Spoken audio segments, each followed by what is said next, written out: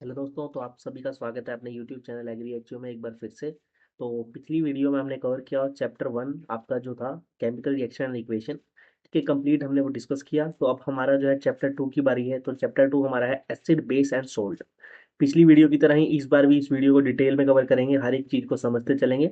कोई important question होगा वो मैं आपसे डिस्कस करूंगा। और जो बच्चे पूछ रहे हैं भाई कि जो है एमसीक्यू, उसके लिए एक अलग से वीडियो बना देंगे, ठीक है। उसके लिए हर एक चैप्टर की चैप्टर वाइज के हर एक इंपॉर्टेंट क्वेश्चन और जो है उसकी अलग वीडियो बना देंगे। ठीक है, पहले हम सारी थ्योरी कवर कर लेते हैं। ठीक है, तो जो ये हमारा चैप्टर है बेसिकली, ठीक है, ये आपका काफ़ी इंपॉर्टेंट रहने वाला है। इसमें से आपके जो है काफ़ी सारे क्वेश्चन बनते हैं, देखो। ठीक है, तो ये जो है हमारा दोनों वीएलडीए के लिए भी मैं डिस्कस कर रहा हूँ और एचएयू 6 ईयर के लिए भी। ठीक है, दोनों का क्योंकि सिलेबस जो है सेम है। तो 60 मार्क्स की जो आपकी साइंस दोनों में पूछी जाएगी। ठीक है, आपकी वीएलडीए में पूछी जाएगी और एचएयू में 20 नंबर की आपकी साइंस पूछी जाएगी। ठीक है, तो स्टार्ट करते हैं चैप्टर को फ्रॉम द आपकी वेरी फर्स्ट स्लाइड से। ठीक है, तो हमारा है एसिड आर द सोर। जो आपके जो एसिड होता है और बेस होता है, पहले दो चीज़ें होती हैं। सबसे पहले एसिड हमारे क्या होता है, सोर इन टेस्ट होते हैं, यानी कि आपके जो थोड़े से सोर आपको टेस्ट करेंगे आपको। ठीक है, उसके बाद जो है एसिड का जो मेन फंक्शन क्या होता है, change the colour of the blue litmus. आपके पास ना लिटमस पेपर होता है जिससे आप जज कर सकते हो कि आपका जो एसिड है या बेस है वो कौन सा है। तो लिटमस पेपर आपका होता है, तो उससे जो है आपका जो एसिड होता है वो ब्लू कलर जो है आपका रेड में चेंज कर देता है। और जो आपका बेस होता है वो रेड कलर को ब्लू में चेंज करता है। सो आप इसको याद कैसे रख सकते हैं, कोई ट्रिक लगा के, जैसे कि बी से ब्लू, बी से बेस, ऐसे करके आप इसको याद रख सकते हैं। और कॉमन एग्जांपल जो एसिड के हमारे यहाँ सिट्रिक एसिड हो गया, लैक्टिक एसिड हो गया। नाम से पता लग रहा है सिट्रिक लैक्टिक एसिड। बेस में आपका जो एग्जांपल आ जाता है वॉशिंग सोडा, बेकिंग सोडा। ठीक है, इसके आगे हम जो है डिटेल में इनको पढ़ने वाले हैं। उसके बाद हम इंडिकेटर पढ़ते हैं, जो कि आपके बहुत सारे जो है बहुत सारे एग्जाम में आपसे पूछे जाते हैं इंडिकेटर वगैरह। ठीक है, तो इसके बाद हम देखो सबसे पहले पढ़ेंगे एसिड। तो एसिड मैंने बताया कि एसिड में क्या होता है, सबसे पहले वो क्या करता है, एसिड आपका ब्लू लिटमस को रेड लिटमस में बदल बदल देता है। और बेस भी आपका क्या करता है, रेड को ब्लू में बदल देता है। और अगर इसको हम फिनोफ्लिन के अंदर डालें तो वो क्या हो जाता है, कलरलेस। जब एसिड होता है वो कलरलेस शो करता है, उसमें कोई कलर नहीं आता है। बट जैसे ही वो बेस से रिएक्ट करता है तो वो पिंक कलर शो कर देता है। ठीक है, इसको भी ऐसे याद रखते हो, फिनोफ्लिन, पी से पिंक, बेस। ठीक है, उसके बाद मिथाइल ऑरेंज आपका रेड कलर शो करता है और बेस से आपका जब रिएक्ट करता है वो येलो कलर शो करता है। तो आपका ये आता है बहुत ज़्यादा, आपसे एग्जाम में पूछा जाता है कि कौन सा जो है लिटमस पेपर कौन सा शो करता है। ठीक है, उसके बाद हम बढ़ते हैं आगे, ओल फैक्टर इंडिकेटर। ओल फैक्टर इंडिकेटर आपके होते हैं जो स्मेल से रिलेटेड होते हैं, मतलब आप स्मेल करके ही पहचान सकते हो कि कौन सा है, क्यों, कौन सी चीज़ें जो है क्या है, बेसिक है, एसिडिक है। तो substance whose odour smell change in the acidic और basic media are called olfactory indicator. उनकी जो स्मेल है एसिड और बेस में डालने पर स्मेल चेंज आती है, दोनों की अलग अलग आती है। तो इसके एग्जांपल बड़े इंपॉर्टेंट है, ओनियन, क्लोव्स और वेनिला। इसको आपको एग्जांपल को याद रखना है। इनकी जो है इनको आप बोलते हैं ओल्फैक्टरी इंडिकेटर्स। उसके बाद हम आगे बढ़ते हैं, how do the basis and acid react with the metal. ठीक है, तो बेसिस और जो आपके एसिड है जो रिएक्ट करते हैं मेटल के साथ, तो हर एक जो है एसिड और बेस रिएक्ट करता है वो अलग अलग तरह से रिएक्ट करता है।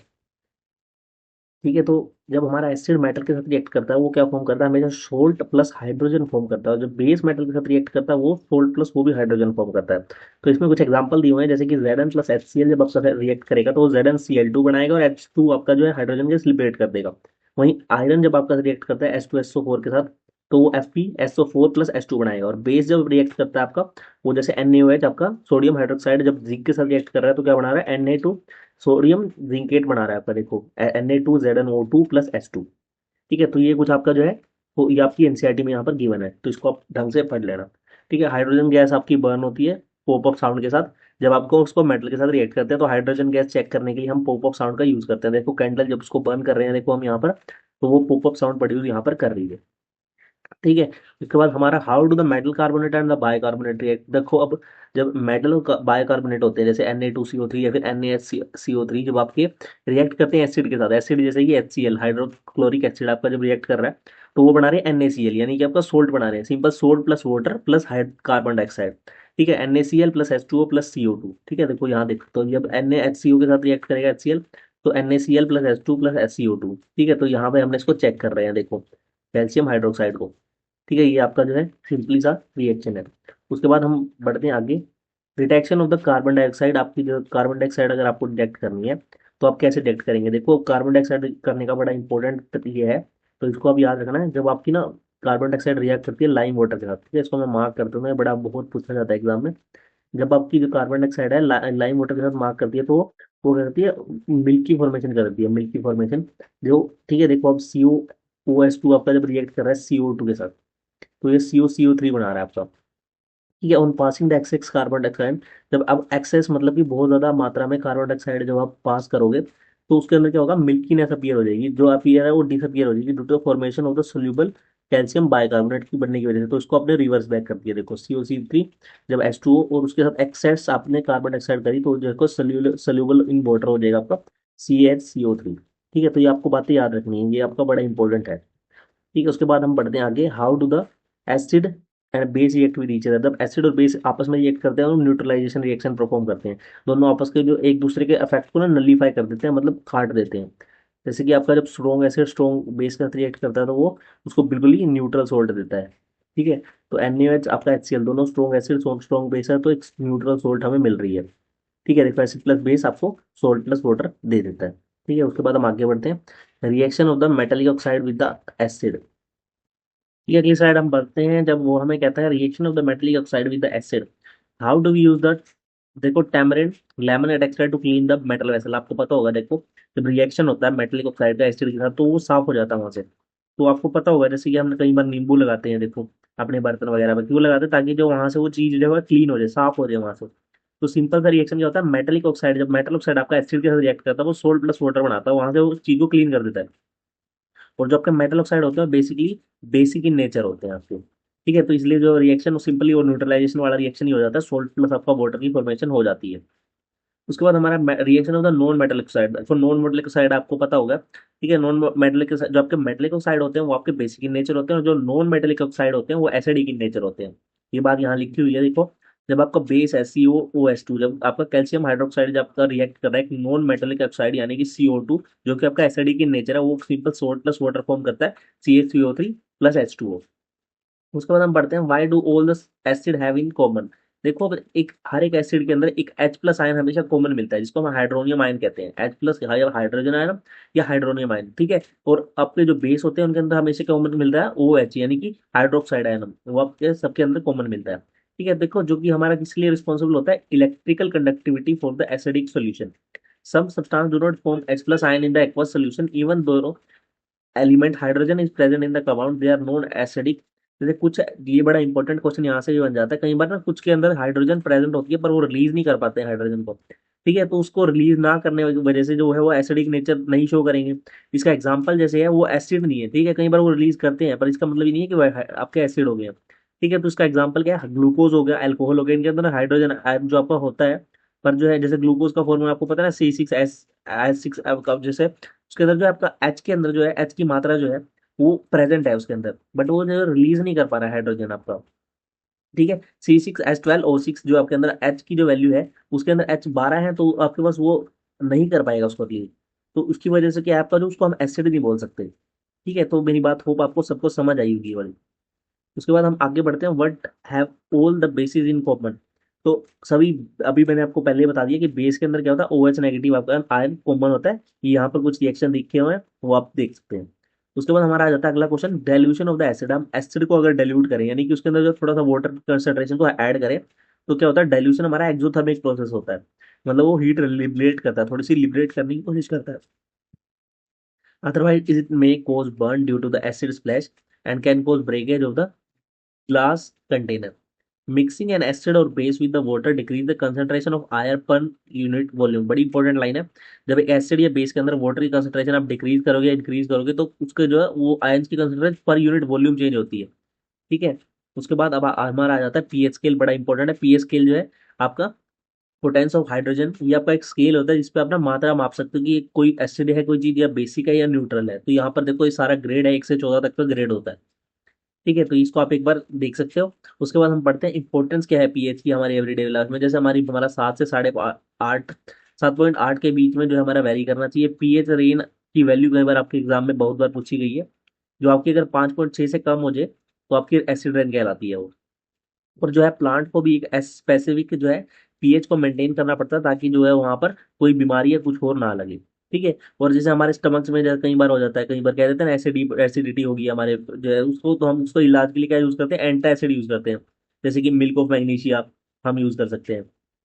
ठीक है, उसके बाद हमारा आ जाता है टीथ एनेमल। टीथ एनेमल आपके जैसे दांत में जैसे कैल्शियम फॉस्फेट जो का जो बना होता है उसमें जो कई बार खाना जो अटका रह जाता है तो वो जो वहाँ पर क्या करता है, वहाँ पर काफी सारे बैक्टीरिया वगैरह जो है एक्ट करते हैं और जो हमारे जो है वहां पर जो है दांत को वहां पर एसिड रिलीज करते हैं, तो उससे क्या होता है हमारा जो है बेसिक इनेमल यानी कि आपका जो टूथ होता है वो वहां से सड़ना स्टार्ट हो जाता है, वहां पर रिएक्शन शो करना स्टार्ट हो जाता है, तो उसकी वजह से क्या होता है हमारा जो है दांत कई बार सड़ जाते हैं। ठीक है, और वैसे ही जैसे कई बार आपके जो है हाथ पर चींटी या फिर आंट या कुछ काट जाती है, बी या फिर आंट, तो उससे क्या होता है वो अपना जो है इंजेक्ट करती है, डंक इंजेक्ट कर देती है, तो उससे क्या होता है वहां पर जो है आपका वो इन्फेक्शन एरिया वहां पर आपका जो है बहुत आपको जो है पेन, सेवर पेन और आपको इचिंग होना स्टार्ट हो जाती है, तो उसको हम क्या कहते हैं कि आप जो है बेकिंग सोडा लगाओ, कई बार टूथपेस्ट का हम इस्तेमाल करते हैं क्योंकि वो बेसिक इन नेचर होता है, तो ताकि वो न्यूट्रलाइज हो जाए हमारा इफेक्ट। उसके बाद सम नेचुरली अकरिंग एसिड जो हमारी डेली लाइफ में हमने देखे होंगे, विनेगर से आपका एसिडिक एसिड, ऑरेंज से सिट्रिक एसिड, टैमरिंड से आपका टार्टरिक एसिड, टोमेटो से आपका ऑक्सैलिक एसिड, सोर मिल्क में आपका लैक्टिक एसिड, लेमन में सिट्रिक एसिड, एंड स्टिंग में आपका बड़ा इंपॉर्टेंट है मिथेनोइक एसिड, और नेडल स्टिंग में आपका मेथेनोइक एसिड। ठीक है, उसके बाद हमारा पीएच ऑफ सोल्ट, आपको पता होगा पीएच ऑफ सोल्ट में जब हमारे पास स्ट्रॉन्ग बेस स्ट्रॉन्ग एसिड होता है तो न्यूट्रल सोल्ट आती है। स्ट्रॉन्ग जब हमारे पास एसिड स्ट्रॉन्ग हो और बेस हमारी वीक हो तो हमारा एसिडिक सोल्ट आएगी। देखो झुकाव किस साइड आएगा, एसिड एसिड स्ट्रॉन्ग है तो एसिडिक सोल्ट बनेगी, बेस स्ट्रॉन्ग है तो बेसिक सोल्ट बनेगी, दोनों वीक है तब भी न्यूट्रल बन जाएगी। तो ये आपको इस तरह से आप इसको याद रख सकते हैं। ठीक है, उसके बाद हम आगे बढ़ते हैं chemical from the common salt, तो यहाँ पर हमारे पास कॉमन सोल्ट आपकी जो घर में आप यूज करते हैं NaCl, उसके अलावा भी बहुत सारी हमारे पास सोल्ट होती है, उसका हम बहुत जगह यूज करते हैं, जैसे कि आपका sodium hydroxide, bleaching powder, baking soda, basic आपका वॉशिंग सोडा और मैनी मोर। ठीक है, एक एक करके इनको समझते हैं हम। पहले तो NaOH जो आपका है सिंपली जो आपका कैसे हम एक्सट्रैक्ट करते हैं, देखो NaCl आपका जो नमक आपका घर में यूज होता है, देखो अब सिंपली ना जैसे उसको हम एक क्लोर अल्कली प्रोसेस बोलते हैं, उसके अंदर थ्रू हम क्या करते हैं आपका जैसे NaCl को वाटर के साथ रिएक्ट कराया तो हमारा क्या बनता है NaOH plus H2 plus Cl2। ठीक है, तो उसको हमने डिफरेंट टाइप से जो है इसको क्लोर अल्कली प्रोसेस के थ्रू हम देखो डिफरेंट टाइप ऑफ चीजें जो है एक्सट्रैक्ट कर पा रहे हैं, तो इसको आप देख सकते हो। यहाँ पर देखो फ्यूल यहाँ से निकल आ रहा है, वाटर ट्रीटमेंट जब Cl2 कैथोड जब पर चला जाएगा जैसे एनोड पे, कैथोड पे ये रिएक्शन पूरा कंप्लीट होता है, और एक जगह आपका NOH। ठीक है, इसका भी हम अलग अलग यूज ले लेते हैं, तो यहाँ से हम बहुत सारी चीजें एक्सट्रैक्ट कर पाते हैं। ठीक है, तो जो चीजें हमने एक्सट्रैक्ट की हैं उनके बारे में आगे पढ़ना है हमने, जैसे ब्लीचिंग पाउडर हमारा CaCl2 हमें मिला, CaOH2 प्लस Cl2 रिएक्ट करेगा तो आपका वो बनाएगा CaCl2 यानी कि ब्लीचिंग पाउडर आपका बनाएगा। इसके यूजेस बहुत सारे हैं, जैसे कि ऑक्सीडाइजिंग एजेंट, डिसइंफेक्टिंग एजेंट, लाइनन वर्डपुल जब वुडपुल इंडस्ट्री आपकी, और ब्लीचिंग कॉटन, इनका सबका यहाँ पर यूज होता है। और बात करें हम उसके बाद बेकिंग सोडा की, इसका फॉर्मूला इंपॉर्टेंट है NaHCO3। जब उसको हम कैसे फॉर्म कर रहे हैं, जब NaCl को हम H2O के साथ रिएक्ट कराएंगे और NaC3 प्लस CO2 के साथ हम जब रिएक्शन लेते हैं तो हमारा क्या होता है NH4Cl प्लस NaCO3। तो इसका इसके बाद हम उसकी जो हीटिंग कर देते हैं NaHCO3 की, तो हमारा ये हमें क्या बना देता है Na2CO3 plus H2O plus CO2। देखो इसको हम यहाँ कहाँ यूज करते हैं, हम इसको बेकिंग पाउडर में यूज करते हैं। देखो mixture of the baking soda plus edible acid like tartaric acid के साथ मिला के देखो उसको हम यूज कर लेते हैं। ये आपने देखा होगा जैसे आपकी ब्रेड या केक वगैरह हम बनाते हैं उसमें फ्लफीनेस आ जाती है ना, उसकी वजह से आती है। ठीक है, तो ये वहां पे यूज होता है। उसके बाद हम आगे बढ़ते हैं, आगे हमारा है use of the baking soda. आपका बेकिंग सोडा आप सिंपली कहाँ यूज करते हैं, मिक्स वाटर में मिक्स करके हम रिएक्शन का जैसे केक को सॉफ्ट बनाता है आपका बेकिंग सोडा। ठीक है, जैसे NaSCO3 मैंने आपको बताया था अभी कि प्लस H, उसके साथ हमारा क्या वो क्या करता है CO2 plus H2O plus sodium आपका सोल्ट ऑफ द एसिड हमारा वो रिलीज करता है। ठीक है, और एंटासिड की तरह यूज कर सकते हैं बेकिंग सोडा को, और इसको हम फायर एक्सटिंग्विशर में यानी कि आग बुझाने के लिए भी बड़ा यूज करते हैं। NCERT में आपका दिया हुआ है बड़ा अच्छा सा, वहां से आप इसको एक बार देख सकते हैं। उसके बाद हम आगे बढ़ते हैं वॉशिंग सोडा, ये आपका बड़ा इंपॉर्टेंट है, जिसमें हम प्रिपरेशन इसकी कैसे करते हैं, recrystallisation of the sodium carbonate, यानी कि आपके Na2CO3 को 10H2 10 हाइड्रोजन के वाटर H2 के जो है आइटम के साथ मिला के जो है हम बनाते हैं Na2CO3 10H2O यानी कि वाटर। ठीक है, डेकाहाइड्रेट बोलते हैं उसे। इसके यूज कहाँ पे है, मैन्युफैक्चर ऑफ द ग्लास में, सीमेंट, सोप में, बोरैक्स में, क्लीनिंग एजेंट में, और removal of the hardness of the water में। उसके बाद आ जाता है are the crystal of the salts really dry. देखो अब ये सच में ड्राई होते हैं कि नहीं होते हैं salt of the crystal of the salt के, तो देखो इसमें वाटर ऑफ द क्रिस्टलाइजेशन क्या होता है, fix number of water molecule chemically attach to the each molecule formula unit of the salt. तो किसी भी ना एक किसी भी एक सब्सटेंस के अंदर जब वाटर ना केमिकली जो है अटैच होते हैं तो उसको हम बोलते हैं वाटर ऑफ क्रिस्टलाइजेशन। अब जैसे ब्लू कॉपर सल्फेट आपका CuSO4 5H2, जब तक उसमें वाटर है तब तक वो दिखेगा तो ड्राई, पर उसके अंदर जो है वाटर कंटेन होता है, पर जैसे ही हम उसको हीट करेंगे ना वाटर उससे रिमूव हो जाएगा और वो व्हाइट कलर का हो जाएगा। ठीक है, तो उसको हम बोल तो रहे हैं कि इसमें वाटर ऑफ क्रिस्टलाइजेशन है, वो ब्लू कलर का दिख रहा है, देखो उसके अंदर वाटर है। जैसे उसको आपने हीट किया ना थोड़ा सा, उसके अंदर पहले से वाटर था वो इवेपोरेट होगा, वो व्हाइट कलर का हो जाएगा। देखो यहाँ पे देख सकते हो डायग्राम में, देखो। ठीक है, तो बाद हम आगे बढ़ते हैं भाई, हमारा जो है प्लास्टर ऑफ आपका जो है पेल्स।